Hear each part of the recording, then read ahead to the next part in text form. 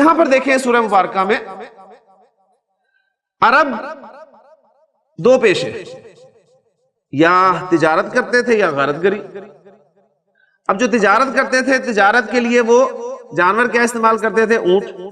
اب اونٹ کی ویلیو عرب کے نزدیک کیا ہے؟ آپ اکثر قرآن مجید میں اونٹ کے حوالے سے مثالیں دیکھیں گے، یعنی قیامت کے اس تذکرے کو اللہ تعالیٰ نے اس طرح بیان کیا کہ وہ جو یہاں پر الفاظ ہے کہ جب 10 ماہ کی گابن اونٹنی کھلی پھریں گی، چھوڑ دی جائیں گی، یعنی انہیں اٹینڈ کرنے والا کوئی نہیں ہوگا۔ یعنی ان کے نزدیک ایک اونٹ کی ویلیو پھر اس اونٹنی کی ویلیو جو بچے کو ڈیلیور کرنے والی ہو، یعنی اس کا اتنا خیال رکھتے تھے عرب کہ ہم ان چیزوں کو سمجھ نہیں سکتے، یعنی شہر میں رہنے والے ان باتوں کو نہیں سمجھ سکتے۔ تو عرب کے نزدیک اونٹنی کی ویلیو بڑی تھی۔ اسی طرح آپ دیکھ لیں دوسری مثالوں میں بھی نبی نے جو فرمایا حضرت علی سے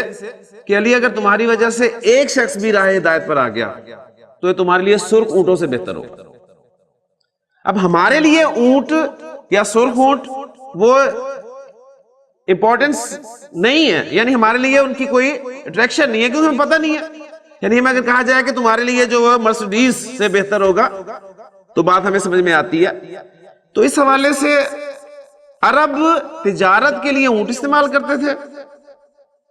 ریگستان کا جہاز، اور جب وہ غارت گری کرنے کے لیے نکلتے تھے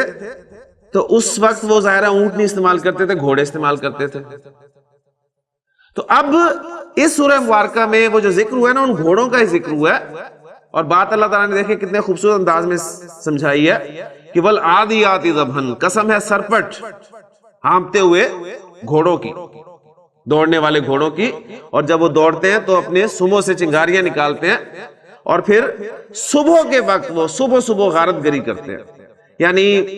قبائلی نظام ہے، ایک قبیلہ دوسرے قبیلے پر حملہ کر رہا ہے، ان کا مال لوٹ رہا ہے، ان کے لوگوں کو، مردوں کو غلام بنا رہا ہے۔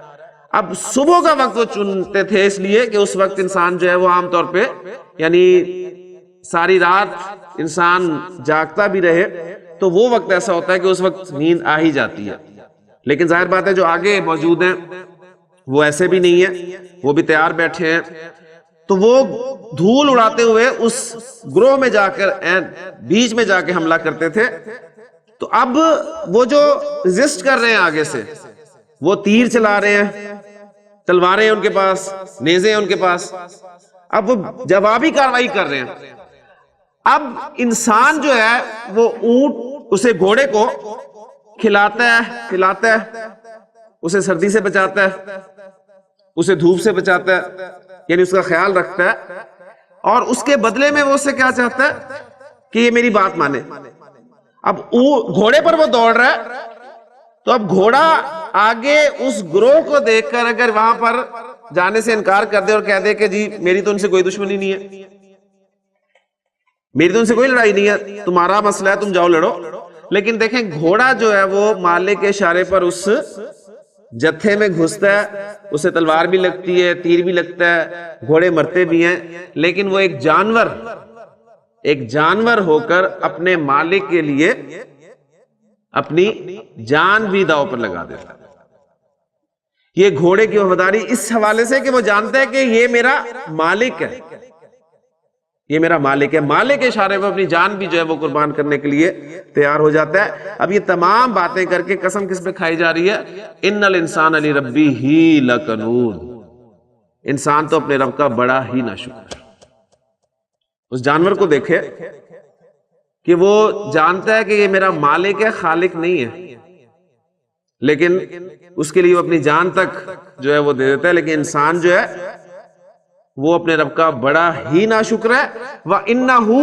عَلَىٰ ذَلِكَ لَشَهِيدٌ، اور ایسی بات نہیں ہے کہ اسے پتہ نہیں ہے، اس پہ وہ خود گواہ بھی ہے، کیونکہ ہم اپنے رب کے کتنے ناشکر ہیں کیا ہمیں پتہ نہیں ہے؟ ہمیں پتہ ہے، ہم اس کوئی ایسا نہیں ہوگا جو کہہ جی ہمیں تو پتہ نہیں ہم ناشکر ہیں، ہم کہاں ناشکری کرتے ہیں، کتنی ناشکری ہے جو ہم کرتے ہیں، تو اس پہ خود گواہ بھی ہے۔ اور پھر گھوڑا تو جان بھی دے رہا ہے، لیکن اس کا حال یہ ہے کہ وَإِنَّهُ لِحُبِّ الْخَيْرِ لَشَدِيدٌ، مال کی محبت کا تو یہ بڑا ہی شدید، مال کی محبت تو اس کے اندر بہت زیادہ پائی جاتی ہے۔ تو افلا یعلم اذا بعثر ما فی القبور، تو کیا اسے پتہ نہیں ہے، کیا یہ نہیں جانتا کہ جب قبریں تلپٹ کر دی جائیں گی، یعنی قبریں ادھیڑ دی جائیں گی، وحصل ما فی الصدور، اور جو سینوں میں ہے وہ حاصل کر دیا جائے گا، ظاہر کر دیا جائے گا، ان ربہم بہم یومئذ لخبیر، یقیناً ان کا رب اس دن ان سے خوب باخبر ہوگا، یعنی ان کے خوب اس دن خبر لے گا۔ اب یہ دیکھیں، اصل اس سورہ مبارکہ کو بیان کرنے کا مقصد بھی یہ تھا کہ انا اس کا استعمال اور لام تاکید کا استعمال، ان الانسان، انا کے بعد اسم حالت نصب میں، لربہ لکنود، وہ دیکھیں لام جو ہے وہ آپ کو اب مل گیا تو ڈبل زور کے ساتھ، پھر انہ علی ذالک لشہید، انا اور لام اور انا کا استعمال ضمائر کے ساتھ، وَإِنَّهُ لِحُبِّ الْخَيْرِ لَشَدِيدٌ، اس میں بھی وہی اسلوب آیا۔ اور پھر آخری آیت دیکھیں، إِنَّ رَبَّهُمْ بِهِمْ يَوْمَئِذٍ لَخَبِيرٌ، انا بھی ہے اور لام بھی ہے۔ آپ دیکھیں کتنا یعنی زور آپ کو جو ہے سورہ مبارکہ میں ملتا ہے، اور ایسی بے شمار صورتیں ہیں، کم از کم انا اور لام پڑھنے کے بعد میں سمجھتا ہوں کہ قرآن مجید جب آپ پڑھیں گے تو انشاءاللہ تعالیٰ آپ کو پتہ چلے گا کہ یہاں پر کس انداز میں بات کی گئی ہے، کتنا زور ہے، اور یہی اصل میں ذہن میں رکھیے گا کہ بلاغت کہلاتی ہے۔ یعنی بلاغت یہ ہوتی ہے کہ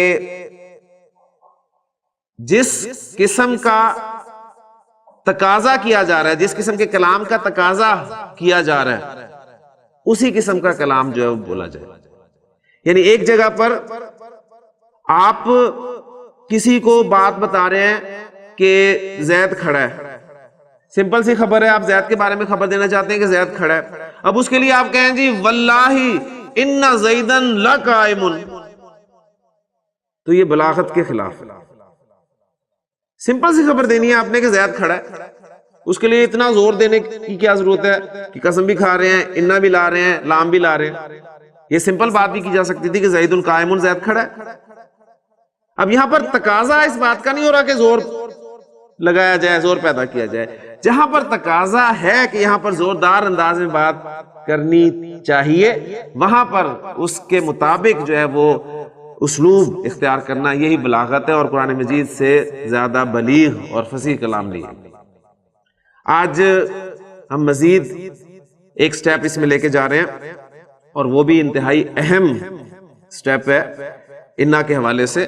اور اس کے بعد آپ دیکھیں گے قرآن مجید کا ایک اور اہم پہلو آپ کے سامنے آئے گا انشاءاللہ۔ الذين آمنوا وتطمئن قلوبهم بذكر الله